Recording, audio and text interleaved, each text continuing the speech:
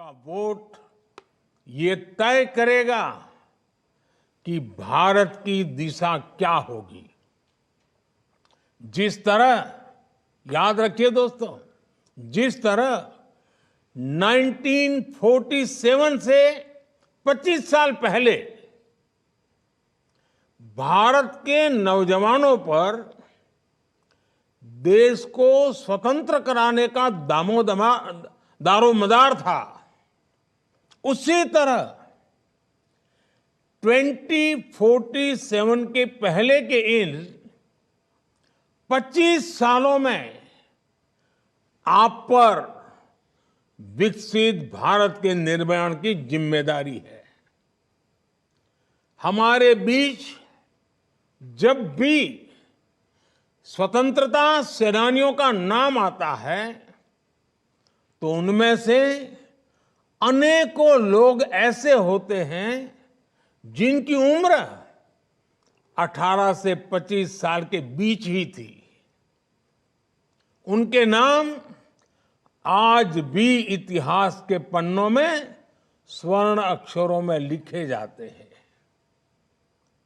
आपके सामने भी एक ऐसा ही मौका है।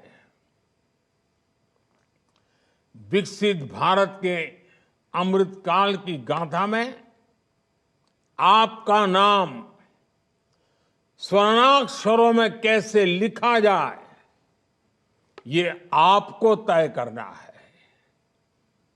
अगले कुछ सालों में हम space, defence, manufacturing, technology, innovation और ऐसे कई सेक्टर्स में कहां पहुंचेंगे, ये सब आप पर निर्भर होगा।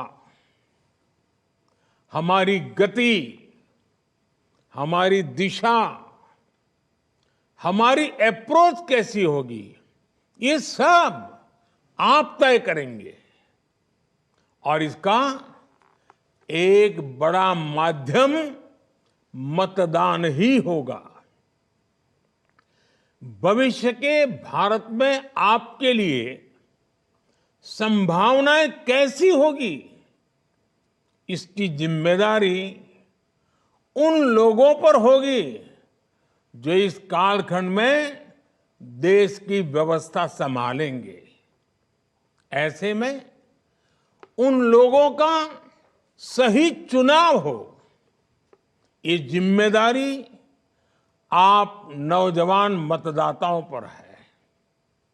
आपके लिए जरूरी है कि अगले भारत का भाग्य उज्जवल बनाने के लिए वोट दें। इसलिए याद रखिएगा, आपका एक वोट और देश के विकास की दिशा दोनों आपस में जुड़े हुए हैं। आपका एक वोट भारत को दुनिया की तीसरी सबसे बड़ी अर्थव्यवस्था बनाएगा। आपका एक वोट भारत में एक स्थिर और बड़े बहुमत वाली सरकार लाएगा। आपका एक वोट भारत में तेज रिफॉर्म्स को, उसकी गति को और तेज गति देगा। आपका एक वोट भारत में डिजिटल क्रांति को और ऊर्जा देगा। आपका एक वोट पहली भारतीय को अपने दम पर अंतरिक्ष में पहुंचाएगा। आपका एक वोट अंतरिक्ष में भारत का पहला स्पेस स्टेशन स्थापित करवाएगा। आपका एक वोट भारत में पहला पैसेंजर एयरक्राफ्ट बनवाएगा। आपका एक वोट दुनिया में भारत की साख और बढ़ाएगा। इसलिए आपके एक वोट में बहुत बड़ी ताकत है। साथियों, जब देश में पूर्ण बहुमत वाली सरकार होती है, जब देश में स्थिर सरकार होती है, तो देश बड़े फैसले लेता है, दशकों से लटकी हुई समस्याओं को सुलझाकर आगे बढ़ता है। आप देखिए, ये हमारी पूर्ण बहुमत की सरकार है, जिसमें जम्मू कश्मीर में आर्टिकल 370 हटाकर दशकों का इंतजार खत्म किया। यह हमारी पूर्ण बहुमत की सरकार है, जिसने हमारे देश के सेना के जवानों के लिए 1 रैंक 1 पेंशन लागू कर देश के पूर्व फौजियों का 4 दशक का इंतजार समाप्त किया। ये पूर्ण बहुमत की सरकार है, जिसने जीएसटी जैसी आधुनिक टैक्स व्यवस्था लागू कर देश का कई दशक पुराना इंतजार समाप्त किया। यह हमारी सरकार है, जिसने नारी शक्ति वंदन अधिनियम बनाकर देश की महिलाओं का बरसों पुराना इंतजार खत्म किया। यह हमारी सरकार है, जिसने 3 तलाक के खिलाफ कानून बनाकर मुस्लिम बहन बेटियों में इंसाफ की उम्मीद बढ़ाई।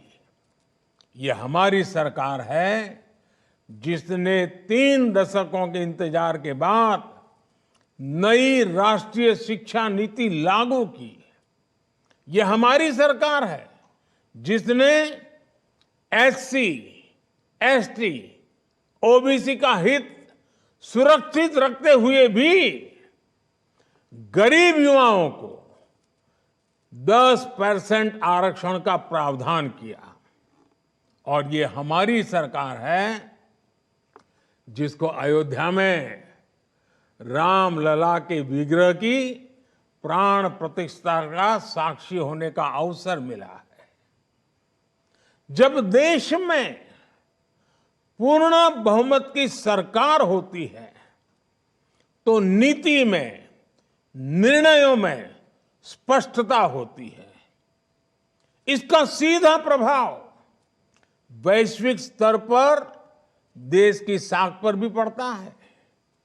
और साथियों, मैं बताता हूं, मैं जब दुनिया के बड़े बड़े दिग्गजों को मिलता हूं ना, बड़े बड़े नेताओं को मिलता हूं ना, दुनिया के कोई भी बड़े देश हो, जब मैं उनसे हाथ मिलाता हूं ना, तो अकेला मोदी हाथ नहीं मिलाता है, 140 करोड़ देशवासी मेरे साथ खड़े होते हैं।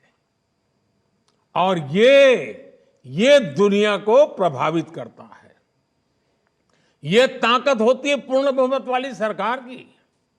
आज दुनिया में भारत की साख एक नई ऊंचाई पर है। आज भारत के पासपोर्ट को बड़े गर्व के साथ दुनिया में देखा जाता है। और ये युवाओं के लिए बहुत बड़ी अपॉर्चुनिटी है।